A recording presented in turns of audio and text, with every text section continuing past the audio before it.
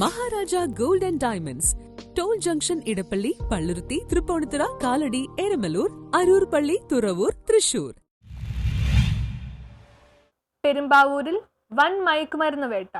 90 kilo കഞ്ചാവുമായി 3 തൊഴിലാളികൾ പിടിയിൽ.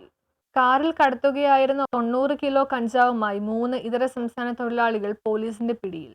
വെസ്റ്റ് ബംഗാൾ മുർഷിദാബാദ് ജലാംഗീർ സ്വദേശി ആഷിഖ് ഇക്ബാൽ, നാദിയ സ്വദേശി അലംഗീർ സർദാർ, സാഹബ് നഗർ സ്വദേശി സോഹേൽ റാണ എന്നിവരെയാണ് പെരുമ്പാവൂർ ASPയുടെ പ്രത്യേക അന്വേഷണ സംഘവും തടിയിട്ടപ്പറമ്പ് പോലീസും ചേർന്ന് പിടികൂടിയത്.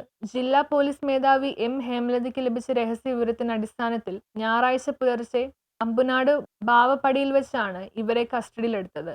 ഒഡീസയിൽ നിന്ന് കഞ്ചാവുമായി കാറിൽ പെരുമ്പാവൂർ ഭാഗത്തേക്ക് വരുമ്പോൾ പൂക്കാട്ടുപടിയിൽ വെച്ച് പോലീസ് കൈ കാണിച്ചെങ്കിലും ഇവർ നിർത്താതെ പോയി. പിന്തുടർന്നാണ് അന്വേഷണ സംഘം വലയിലാക്കിയത്. വെസ്റ്റ് ബംഗാൾ രജിസ്ട്രേഷനുള്ള കാറിലാണ് ഇവർ കഞ്ചാവ് കടത്തിയത്. ഒഡീസയിൽ നിന്ന് കിലോയ്ക്ക് 2000 രൂപ നിരക്കിൽ വാങ്ങുന്ന കഞ്ചാവ് ഇവിടെ 25,000 രൂപ മുതൽ 30,000 രൂപ വരെ വിലക്കിലാണ് വിൽപ്പന നടത്തിയിരുന്നത്. കുറച്ചു നാളുകളായി ഇവർ അന്വേഷണ സംഘത്തിന്റെ നിരീക്ഷണത്തിലായിരുന്നു. കേരള അതിർത്തിയിൽ കടന്നതിനു ശേഷം പോലീസ് പിടികൂടാതിരിക്കാനായി ഊടുവഴികളിലൂടെയായിരുന്നു ഇവർ കൂടുതലും സഞ്ചരിച്ചിരുന്നത്. വിൽപ്പന കഴിഞ്ഞതിനു ശേഷം നാട്ടിലേക്ക് മടങ്ങി പോകുകയായിരുന്നു ഇവരുടെ രീതി.